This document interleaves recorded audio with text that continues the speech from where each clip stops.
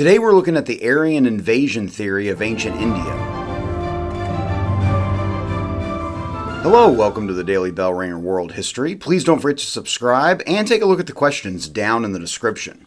A theory is an idea or explanation that scientists or historians create to understand and explain facts, events, or observations. Theories are not always exact and can be challenged or proven to be false. You can think of them as a best guess to explain an idea or topic in history, as is the case with the Aryan invasion theory. Although some historians still believe some of the theory to be accurate, many others consider it to be outdated and not entirely true. Many scholars today argue that the Indo-Aryan culture may have developed within India itself or through gradual migration and cultural exchange.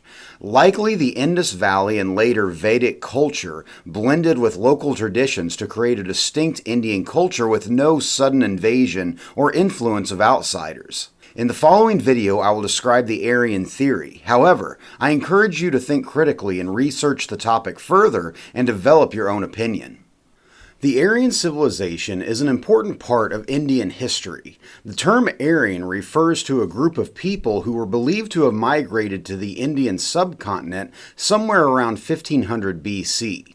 They played a significant role in shaping ancient Indian society, culture, and traditions. As with many ancient people, there is debate today as to the origins and background of the Aryan people. They are thought to have originated from the steppes of Central Asia near the Caspian Sea, the region including modern Ukraine, Kazakhstan, and southern Russia.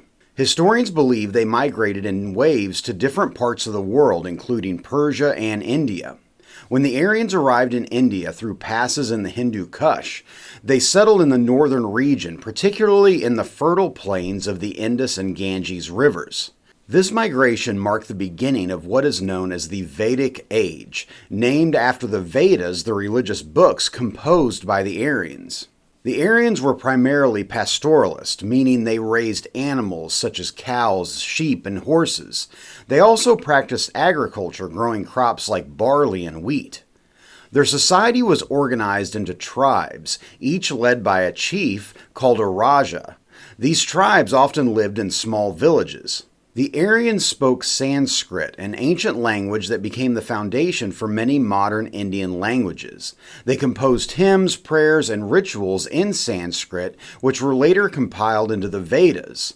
The Rig Veda, the oldest of the four Vedas, provides valuable information concerning their daily lives, beliefs, and practices. Aryan society was divided into four main groups, known as varnas. The Brahmins were at the top of this social structure and consisted of priests and scholars who performed religious rituals and preserved sacred knowledge. The next level was the Kshatriya, who were warriors and rulers responsible for protecting the community and governing. The Vaishyas class was made up of farmers, merchants, and traders. Lastly, at the bottom of the social structure were the Shudras, who were laborers and workers who served the other three groups. This social structure later evolved into the caste system, which is a very rigid social structure that became a defining feature of Indian society for centuries. The Aryans, just as many other ancient civilizations, were polytheistic, meaning they worshipped many gods and goddesses.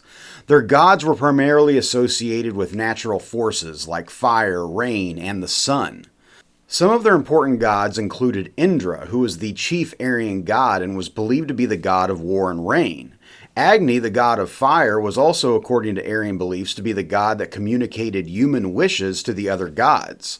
Another important god was Varuna, the god of justice and truth. Aryan priests performed elaborate rituals and sacrifices to please these deities or gods. The oldest sacred text or books of Hinduism are the four Vedas that were composed somewhere between 1500 to 900 BC by the Aryans. They include hymns, chants, and rituals that form the basis of Vedic religion. Over time, the Aryan beliefs evolved and merged with local traditions, giving rise to the religion of Hinduism. The Aryans made significant contributions to Indian culture, many of which continue to influence the country today. As mentioned earlier, the Aryans developed Sanskrit, one of the world's oldest languages. It became the medium for religious, philosophical, and literary works in ancient India. One of the most important literary works attributed to the ancient Aryans is the Mahabharata, written somewhere around 500 BC and is the longest epic poem in the world. It is 10 times longer than Homer's epic poems of the Iliad and the Odyssey put together. The poem tells the story of 5 brothers who fight to win their kingdoms back from their cousins that took control of their kingdoms. Like the stories of Homer of ancient Greece, the Mahabharata includes stories of epic battles which might have actually taken place.